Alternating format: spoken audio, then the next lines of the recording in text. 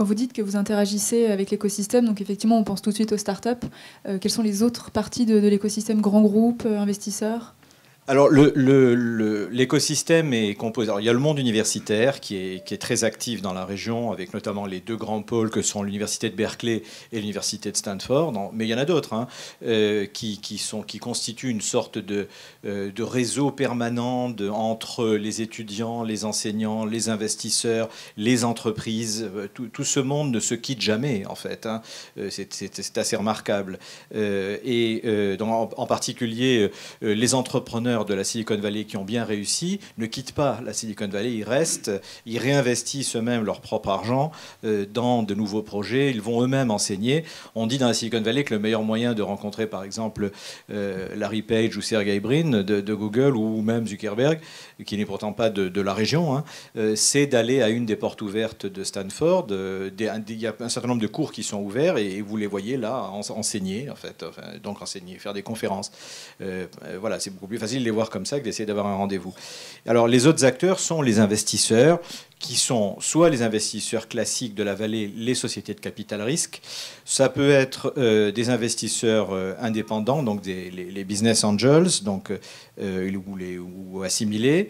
De plus en plus, il y a l'arrivée, dont on parle moins, parce que c'est moins, comment dirais-je, attractif d'en parler dans les médias, mais vous avez les investisseurs institutionnels qui viennent maintenant, des sociétés comme Fidelity, qui investissent moins dans une optique de gros rendement à court terme que d'investissement à long terme dans des entreprises. Donc, par exemple, sont ceux qui ont investi récemment dans Pinterest, je crois de l'ordre de 500 millions de dollars, quelque chose de ce genre, pas en se disant qu'ils allaient faire une belle affaire à court terme, ou alors, bon, on ne voit pas bien venir l'avenir. Et vous avez également une autre forme de participation aujourd'hui qui vient des entreprises de la tech, mais de moins en moins uniquement de la tech. Alors, traditionnellement, c'est Intel, Cisco, Google, Facebook et tous ces gens-là, HP, qui investissent, qui ont un fonds, enfin, qui ont soit un fonds d'investissement corporate, soit pas un fonds forcément bien délimité, mais une équipe qui s'occupe de faire de l'investissement, de l'acquisition. En général, c'est les gens qui font les fusions-acquisitions, qui ont également un département corporate investment, et ce sont des gens qui investissent, comme on dit, plus pour des préoccupations stratégiques, c'est-à-dire trouver des boîtes qui vont utiliser leur techno, si possible, Microsoft fait ça aussi, et contribuer à jouer un rôle d'ambassadeur externe, peut-être plus crédible que les gens de la société, vous voyez.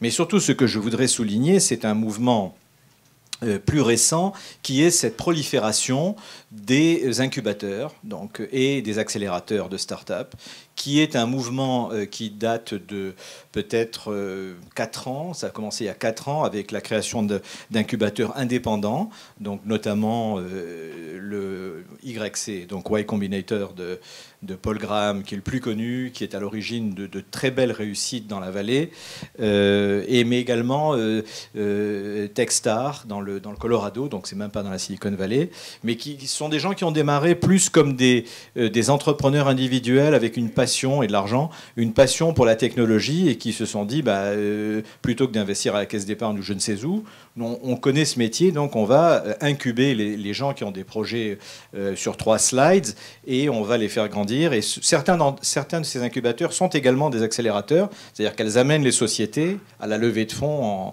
en première levée de fonds. Et on voit aussi maintenant